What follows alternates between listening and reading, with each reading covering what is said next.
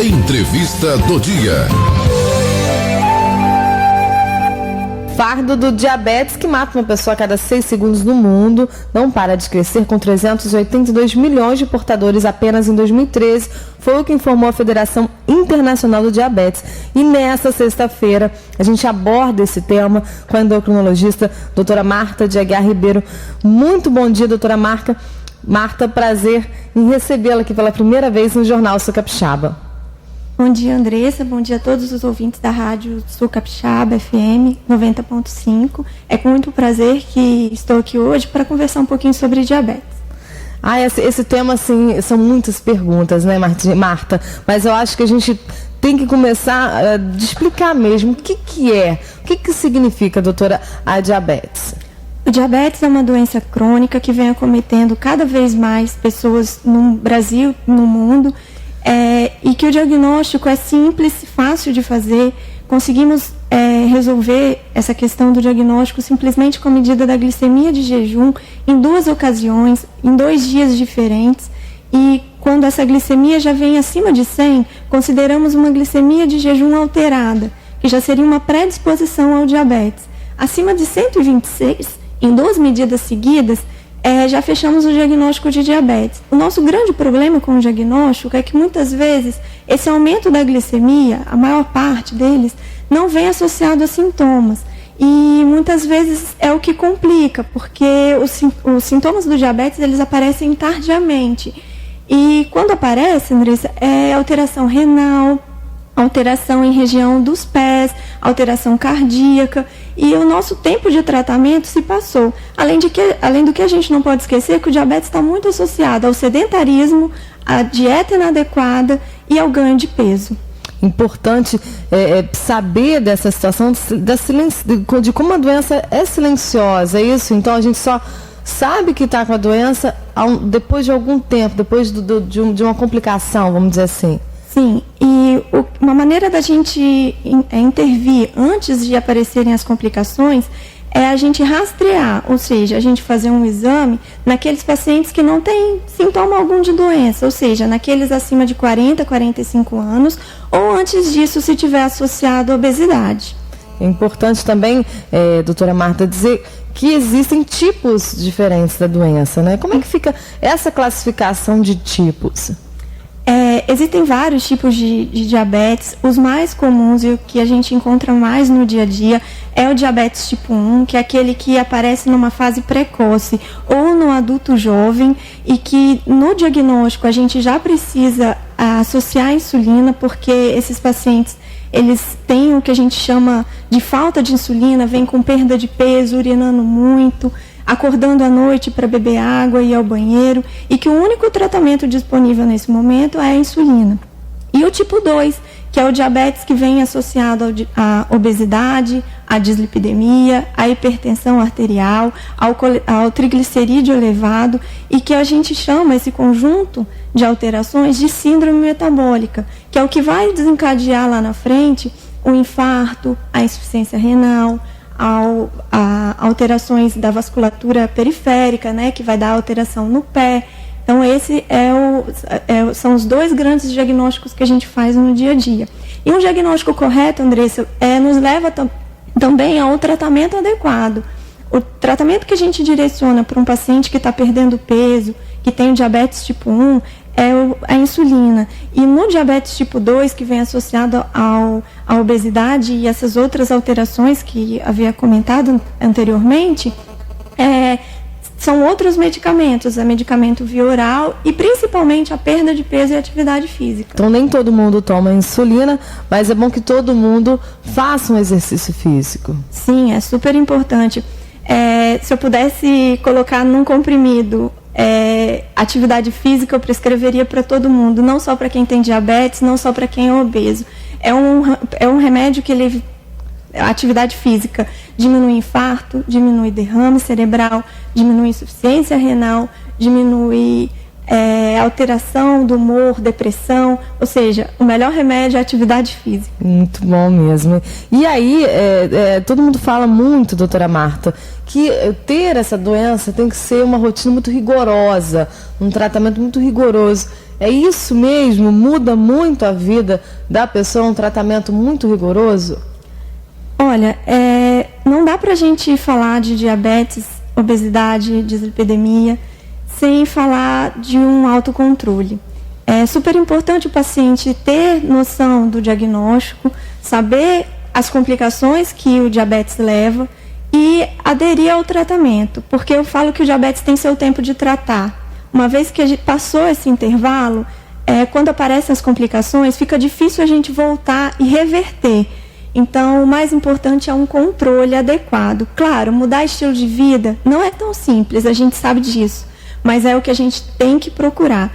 Combater o sedentarismo e uma dieta adequada. E no caso do diabetes tipo 2, a gente não pode esquecer que é muito importante não só a dieta pobre em açúcar, em carboidrato, ou seja, o pão, o arroz, a batata, mas principalmente diminuir gordura, diminuir fritura, que também vai levar ao aumento do colesterol, aumentando o risco cardiovascular desses pacientes. E é justamente o que a Elizabeth, lá do Córrego do Patrimônio, mandou a pergunta para a gente aqui.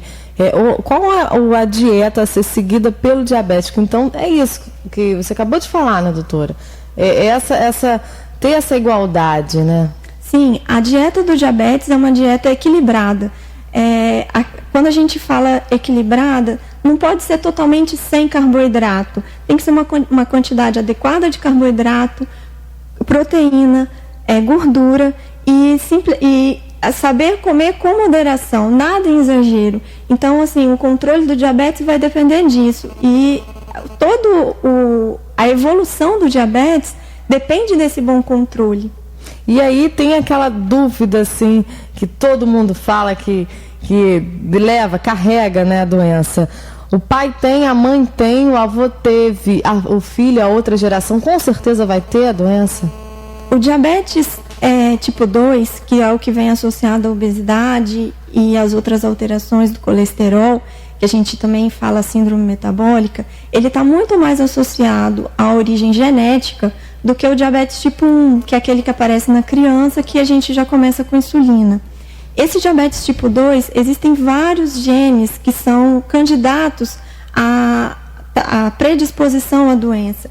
Então, se alguém na família tem, a chance de um segundo membro da família ter é muito grande, mais do que o diabetes tipo 1. E o que a gente vê é que a preocupação dos pacientes é justamente em relação ao diabetes tipo 1, porque assusta, porque logo no início já começa com insulina. E o diabetes tipo 2, ele tem uma história natural que pode variar de 2, 3, 10, 15 anos, não dá pra gente saber, porque isso vai depender da aderência do paciente, da perda de peso em relação ao uso da insulina. Alguns diabetes tipo 2 já abrem com um quadro que exigem da gente associar a insulina, outros não, outros vão ser lá na frente. Isso é muito individual e depende do paciente. Depende do tratamento também. A gente tem algumas participações, doutora Marta. A Daniele Leite Freitas, por exemplo, ela fez algumas perguntas que você já respondeu. A diabetes é uma doença silenciosa? Quais os sintomas principais e como deve ser prevenida? Mas eu acho que essa questão da prevenção, quem não tem ainda, né? Que foi uma das perguntas da Daniele. Dá para se prevenir? Sim, dá para prevenir. Diminuindo a quantidade de açúcar na dieta, fazendo atividade física, melhorando a alimentação, a gente consegue prevenir o diabetes. Prevenindo o que está associado ao diabetes, que é a obesidade, a gente consegue melhorar o diabetes. Isso é importante. A Sandra dos Santos, ela diz, tenho diabetes e não consigo me controlar, tenho que comer doce, senão eu desmaio. O que eu faço? Existem alguns casos e alguns medicamentos que eles levam à produção de insulina pelo pâncreas, medicamento via oral e também a insulina em doses inadequadas também leva à hipoglicemia. O que seria a hipoglicemia? É quando a taxa de glicose no sangue diminui a nível de produzir sintomas. E aí, nesses casos, realmente o que melhora é o açúcar. Mas aí a gente tem que avaliar Nada demais, né? A gente tem que avaliar em relação ao tratamento, o que está usando para o diabetes, para a gente descobrir a causa dessa hipoglicemia, para a gente conseguir melhorar o tratamento. O ideal não é ficar comendo doce todas as vezes que faz a hipoglicemia. A gente tem que melhorar a hipoglicemia para diminuir a quantidade de doce. Nada de ficar enchendo a cara de doce. O José Moreira, ele mora lá no São Pedro de Ratos, ele pergunta: comer doce e sentir dor de cabeça em seguida pode ser sinal de diabetes? Acho difícil definir assim, né? Dá para definir assim, doutora? Não dá para a gente definir tão claro. A gente precisaria conversar, entender exatamente o horário que está comendo doce, o que está acontecendo, para a gente entender o que está levando a essa dor de cabeça, né? Mas, assim, comer doce com intervalo de jejum prolongado, ou seja, ficar muito tempo sem comer e imediatamente comer um doce, pode estar associado, sim, à alteração glicêmica, né? E levando a cefaleia. José, então vai no postinho de saúde para ver como é que tá a glicose, né? É o primeiro passo, né? E aí tem a Ana Maria, lá do São Miguel, do bairro São Miguel. Eu gosto de comer doce à noite. Será que eu posso ficar diabética? Também não dá para dizer também, né? Olha, Maria, a gente tem que avaliar em relação à história familiar, e se tem associado obesidade, se tem outros fatores de risco, né? Mas vamos moderar, né, Ana? Nada de comer muito doce, né, doutora Marta? E aí tem um depoimento legal, a Vânia Almeida, ela disse assim, lá no Facebook, que ela mandou mensagem: belo tema, o que eu posso dizer aqui é, em primeiro lugar, que devemos aceitar e procurar melhorar uma maneira de nos cuidarmos. Isso ninguém pode fazer por nós. É mais fácil quando aceitamos o que a vida nos proporciona. A Vânia tem diabetes. Eu acho que essa coisa do psicológico influencia muito no tratamento, doutora Marta. Influencia, sim. E, assim, uma alteração psicológica, uma depressão, um nervosismo, um estresse, pode fazer o paciente comer mais doce, né? Pode alterar a dieta, pode alterar a sua atividade física e isso alterar o diabetes. E a própria alteração, o estresse, ele leva, Andressa, à produção de vários hormônios que também influenciam ao aumento da glicemia. Então, assim, é importante controlar essa parte também. E o principal, que é o que ela coloca nesse depoimento, que eu acho que a gente tem que chamar a atenção, é o paciente reconhecer que tem diabetes, aderir à dieta, aderir à atividade física e modificar o estilo de vida, que é baseado nisso o nosso tratamento. Então, quando a gente consegue atingir isso que ela colocou, que é o paciente reconhecer a doença e fazer com que ele mude, é o nosso pilar do tratamento. Quando a gente consegue isso, a gente consegue ter medicação adequada, a gente consegue manejar bem. O diabetes tem controle. Hoje em dia é difícil falar em cura do diabetes, principalmente do diabetes tipo 1, que é aquele que já faz uso da insulina desde o diagnóstico, porque o pâncreas, que é quem produz a insulina, já foi lesado o suficiente, ele não vai regenerar. Então, é difícil a gente falar em cura do diabetes. Mas em relação ao diabetes tipo 2, que vem associado com aquelas outras alterações, ele tem como cura perda de peso, aderência à dieta, atividade física. A gente consegue, além do controle do diabetes, a gente consegue tirar medicamento nesses pacientes. É muito gratificante para a gente quando a gente consegue isso. Muito bacana mesmo. E tem uma outra dúvida que eu acho que é da Ivone Silva, mas é de muitas pessoas. Ela pergunta assim, mandou mensagem lá no Face: se existe algum remédio ou chás naturais aí que ajuda a diminuir o diabetes. Ela deu um exemplo aqui, a berinjela. Olha, Andressa, assim, em relação aos chás, a gente não tem nenhuma restrição em relação ao uso, desde que esteja associado ao tratamento medicamentoso, que é com aquelas outras modificações no estilo de vida que eu havia falado anteriormente.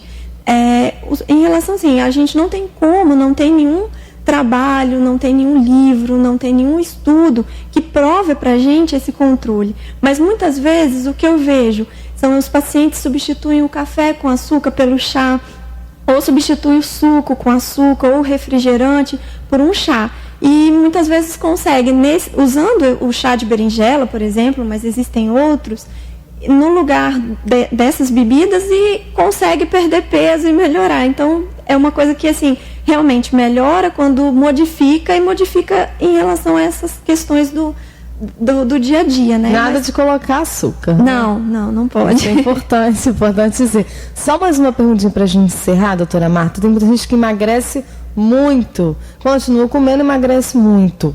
Isso pode ser um sinal da doença também? Sim, pode sim. Nesses casos, quando os pacientes perdem muito peso, e isso vem associado a beber muita água, acordar à noite para beber água, acordar à noite para ir ao banheiro, isso é um sintoma de que a insulina já está sendo pouca. E esse é onde a gente não quer chegar em relação ao tratamento do diabetes, principalmente quando começa com o tipo 2, né? Que é o diabetes tipo 2. Quando isso acontece, significa que a gente já não tem pâncreas mais, a gente não tem insulina circulando. Então, nesse momento, é o momento da gente começar o tratamento com a insulina. E muitas vezes a insulina é vista como a vilã do tratamento do diabetes, mas é a nossa grande aliada. Não é para a gente ter medo da insulina, a insulina ajuda no tratamento e melhora bastante. Só mais umazinha, a última pergunta que eu esqueci aqui. Uma taxa, um nível de glicemia que seria bom e um nível já preocupante? O que a gente recomenda é uma glicemia menor que 100, tanto para criança, quanto para adulto jovem, quanto para idoso. E o que a gente já considera alterado, Andressa, é acima de 100 até 126. Nesse intervalo, a gente não chama de diabetes ainda. A gente chama de glicemia de jejum alterado, mas o alerta vermelho já tem que ficar aceso, porque para evoluir para o diabetes é rápido, é fácil, é só continuar fazendo a dieta inadequada. Acima de 126, em 2 medidas, em dias diferentes, a gente já fecha o diagnóstico. O que a gente não pode esperar é apresentar sintomas de perda de peso, ficar urinando muito. Isso aí, a gente esperar esse momento para tratar do diabetes, a gente perdeu o tempo do tratamento. Muito sério, né? Eu adorei o bate-papo, chuva de perguntas aí, doutora Marta, super requisitada. Uma doença que o pessoal tem muita dúvida, né? Realmente tem aquele medo o tempo todo, né? Sim, e é uma doença que está por trás de muito infarto, muito derrame, muita insuficiência renal, e muitas vezes a gente vê esses pacientes evoluindo para essas complicações e vamos dizer assim, a bola de neve lá atrás não foi combatida, né? Que é a obesidade e o diabetes. Então, uma vez com o diagnóstico, vale a pena tratar, vale a pena controlar, que a gente diminui bastante os riscos futuros. Então, eu quero te agradecer essa presença, um excelente dia e um excelente final de semana. Obrigada.